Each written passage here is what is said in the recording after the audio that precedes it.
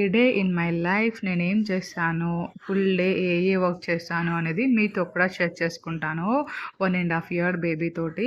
So ఇదైతే rajma next day కోసం కుకింగ్కి కావాలి కాబట్టి నైటే నానబెట్టి నేను పక్కన పెట్టేసుకున్నాను. సో ఈ క్లిప్ మీకు మార్నింగ్ చూపిస్తాను. వీడియో తీసుకోవాలి అంటే ఎవ్రీ బిట్ షూట్ చేయాలి. మీకు ఇది నైట్ అండ్ మార్నింగ్ది కూడా చూపిస్తాను. ఇదైతే నా గుడ్ మార్నింగ్. సో ఇదైతే రాజ్మా నైట్ నానబెట్టాను కదా. సో మార్నింగ్కి అయితే బాగా నానిపోయాయి. అండ్ ఫ్రిడ్జ్లో నుంచి టమాటాలు అప్పుడే తీసి వండడం ఎందుకని చెప్పేసి నేను నైట్ రాజ్మా నానబెట్టినప్పుడే టమాటోస్ కూడా పెట్టేసుకున్నాను.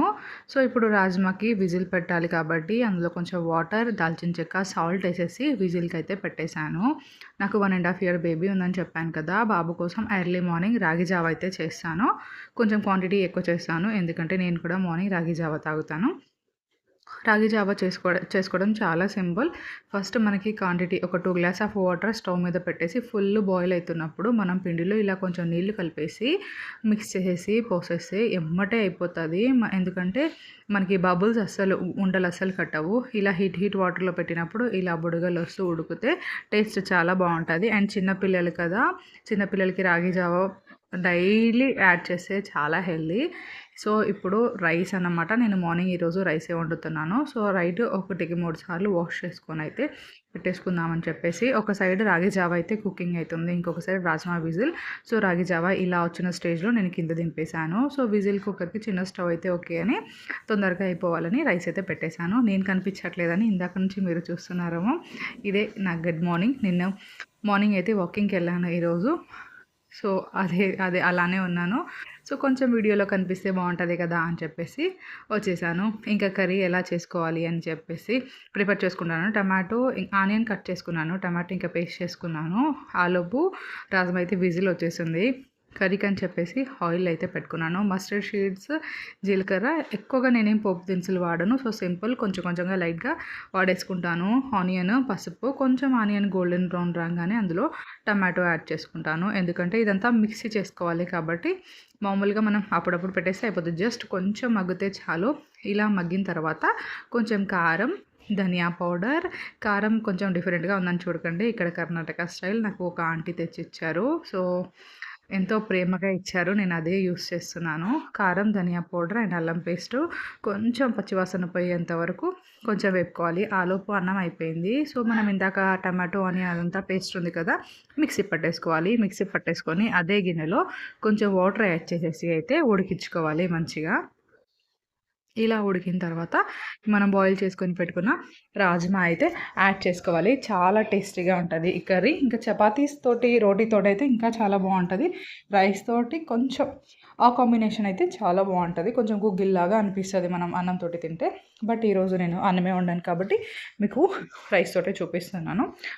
అండ్ చాలా హెల్దీ కూడా. సో నా డే ఇన్ మై లైఫ్ అని చెప్పాను కదా, నేను డేలో ఏం చేస్తాను అనేది.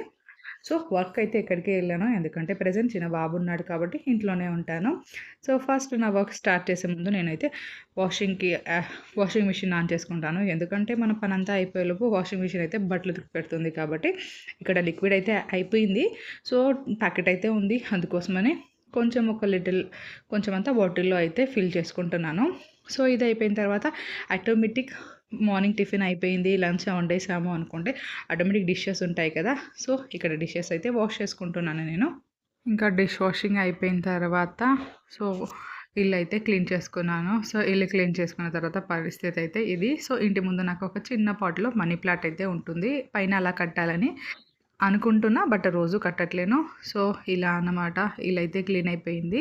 సో కృతిక్ బాబు, సో కిచెన్ వంట అయిపోతే చాలా క్లీన్గా ఉంచగలుగుతాను నేను.